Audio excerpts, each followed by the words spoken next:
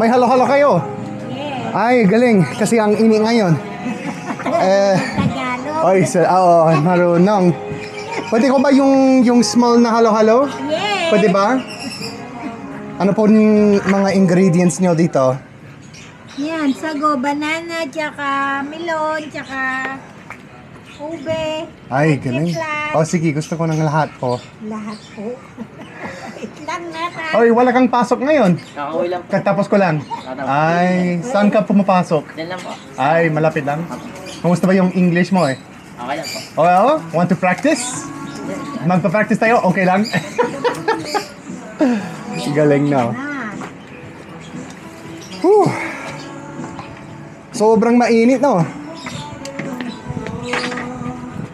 Wait lang nata.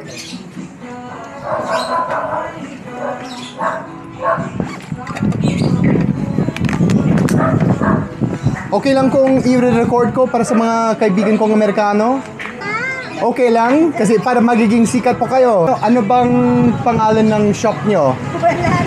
Ay wala, basta nandito kayo. Yes. Araw-araw?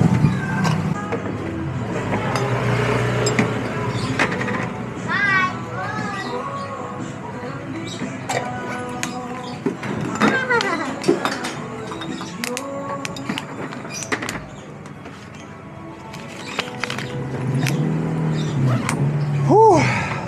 Pawis ng pawis.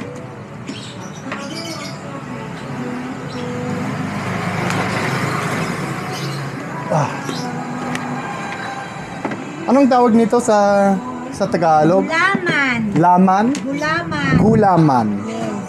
Parang ano yun? Parang jelly? Jelly. Ay, okay. So may jelly, may saging, may mangga, may ube. Melon lang. Ha? Melon. Melon, may melon din.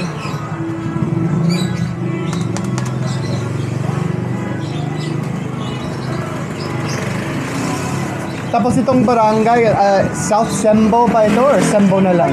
Sembo lang, okay.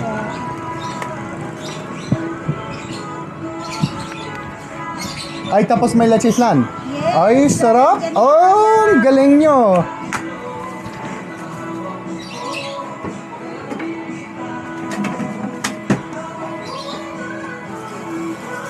Tapos may yelo. Tapos gatas. Milk. Ayun. Ang sarap para sa mga araw na ganito eh.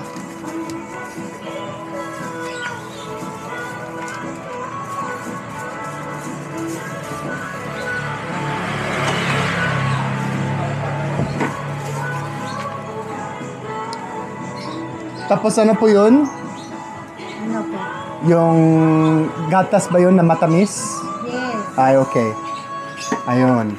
Salamat po. Tapos sa inyo na lang yung barya. Ay, thank you. Oo, salamat kasi ang sarap nito. Grabe. Thank you. Salamat po. Sige, ingat.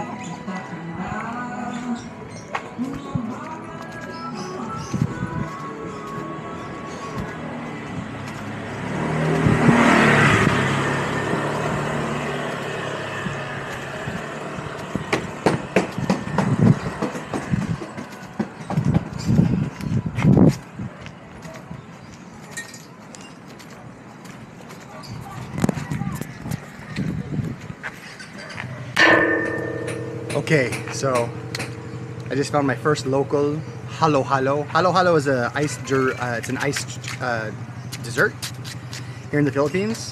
They warn foreigners not to eat this from the street because they you don't know where the ice is coming from, and Americans historically have really weak stomachs, but I don't care. So halo halo is a iced dessert with gelatin, ube, melon. I mean, there's 1,000 ways to make halo halo, but this looks pretty good. Costs 35 pesos, which is, that's like what, 70 cents. I gave her $4 and she was really grateful, so I'm happy to help out.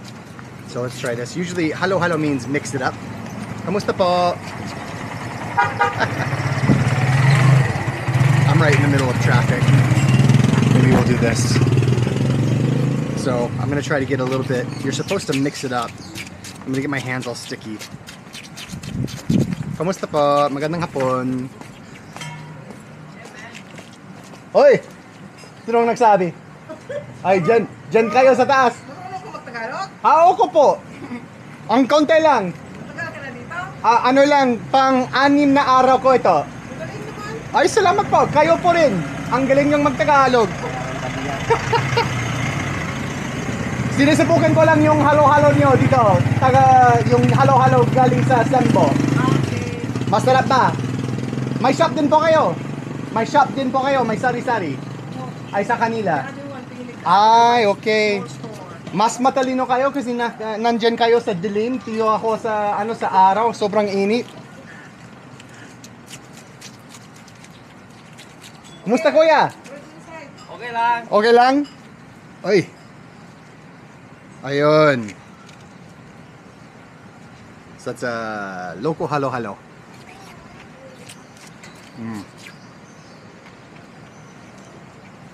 That's really good. Kuya, ano po bang pangalan ng kalsada na ito? Ano pa bang kalsada na ito, yung pangalan? Mangga. Banga? Banga Street sa Sembo, di ba? Okay. So if you're looking for a nice local halo-halo, try out her shop. It's right on the middle of ano po ulit? Manga Street sa Juan, sa Barangay Sembo, di ba? Oh, sige. Ini-review ko yung halo-halo para sa mga Amerikano kasi wala kaming ganito doon sa amin. Special na treat ito para sa amin. So we'll take one more bite, try to get a little bit more of everything. So that's a little bit more.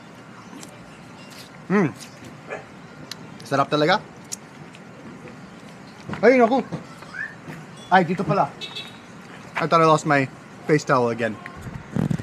Alright. We're gonna call it a day. It's super hot. I think it's coming close to like 100 degrees. I think that's like what, 30 degrees Celsius. It's so fun walking around the barangay. Everyone's so friendly. They don't ever get to speak to foreigners who know how to speak Tagalog, so it's a real experience to be able to share a language and have that experience. Kumusta tatay? Magandang hapon po. Ay, tanghali pala. Kumusta po nanay? Alright, we're gonna call it a day.